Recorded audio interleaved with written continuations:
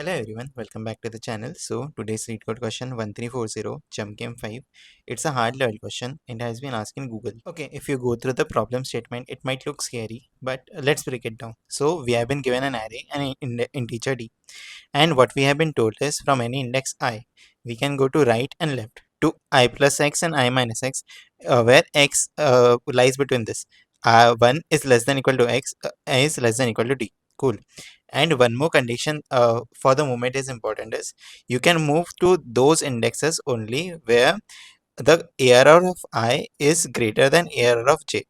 And one more condition they have given. Now with this condition, the value at index 1 is greater than the value of index 3, but there is a bigger value in the between. So all the movement in the right side will be blocked due to this bigger value. Okay, so let's break this down. We have been given array 10, 5, 8. From 10 we can go to 5, and from 10 we can go to 8. Now one more example, let's see. 10, 12 and 8. From 10 we can't go to it because there is a bigger number in the between.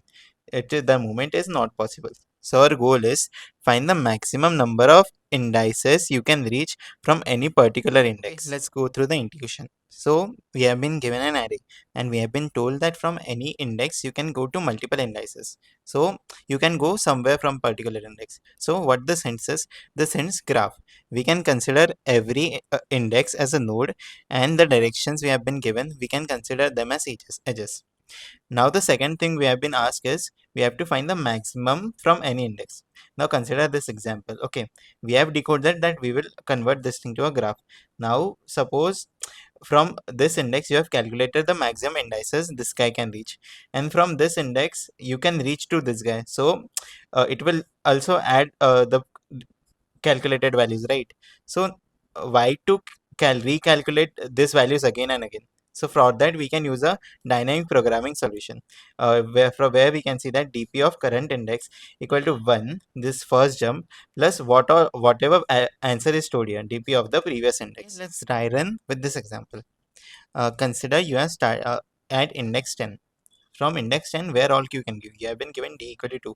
From index 10 you can go to 6 and 10, because like at index 9 there is 6 and 12 is greater than 6, so you can go here, and 12 is greater than 10, so you can go here too. Now consider the index 9, the value equal to 6. If you see on the right side there is a greater value 12, or on the left side there is a greater value 10. So all the movements for this 6 will be blocked, right? So it will just return 1, it can just move to itself, right? And the second movement was possible to index 8, where the value is 10. Let's see from here where all can go. So from here we can go to the right to 6, from to the left to 9, and to the 9th. Now we have to take the best solution. If you move to the 9, we can move to 7 also, right? But if you move to 7 only, there is everything is restricted. 9 is greater, 10 is greater. If you move to 6, everything is restricted. So 10 is greater and 12 is greater. So what you the best thing we can have is 10 will go to 9 and 9 will go to 7. dp of 12, we have decided that we will take the 8 index, right? We'll take this path. Okay, so dp of 12 will come from dp of 10, and dp of 10 will come from dp of 6, and dp of 6 will come from dp of 7. So dp of 7 is 7, so 7 can't move to anywhere, right? So it can just go to its own index, so the value stored will be 1. When dp of 6 comes, we'll do 1 plus dp of 7. 1 plus 1 equal to 2, so this will give 2. So for dp of 10 will be 1 plus dp of 6, so it will be 3, and dp of 12 will be 1 plus dp of 4. So like dp of 12 will be 1 plus dp of 10, so it will be 3 plus 1 equal to 4. Algorithm is very simple. We have been given a lot of indices, and we have to check from any which particular indice give what maximum value. So what we can do is we can iterate the whole array, apply DFS, and memoize at the end. So like we are using DFS, right? So directions are important. So we can go to the right side and the left side. So to go to the right side, we can go to the all the lesser element till a bigger element appears. So consider this. From this index, you can go to here, you can go here, you can go here, but you can't go here, right?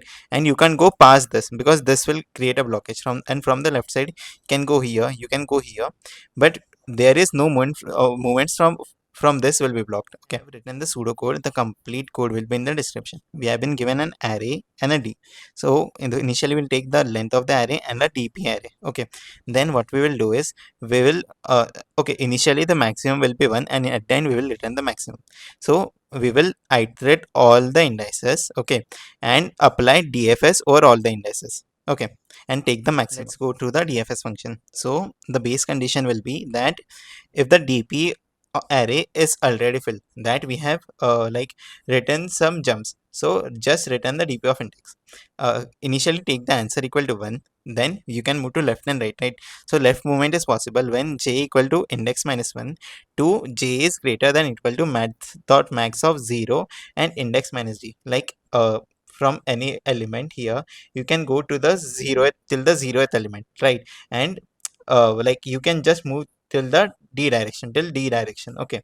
So and j minus 1, check if the blockade is there. So if any element a or j becomes greater than our current index, just break, don't apply DFS after that, like this. So we have lot of values and this value is too much big, so we can apply DFS here, DFS here, DFS here, but we can't apply DFS after this, okay. So we are just breaking it. Similarly, just apply DFS on the right side. J equal to index plus 1, j is less than equal to math dot minimum of index plus d. Here can travel d directions from a particular index till the array of length, okay. And the similar logic for blockade. If you find a bigger building, just break, you can't apply DFS after that, and store the maximum answer.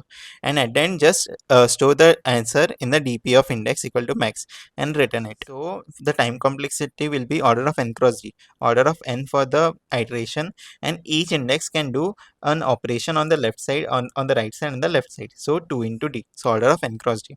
Now how to recognize this pattern? So from one position we can go to multiple positions. We have seen that this indicates graph solution, and we have been asked that maximum and minimum values, right? And the state was repeating, like we don't need to recompute a particular index again if that index is reaching from any other index. So this hence dynamic program. Okay, that's it for this problem. Thanks for watching. If you want more content on LLD, HLD, Gen AI, DSA and software engineering projects, do consider subscribing us. Thank you.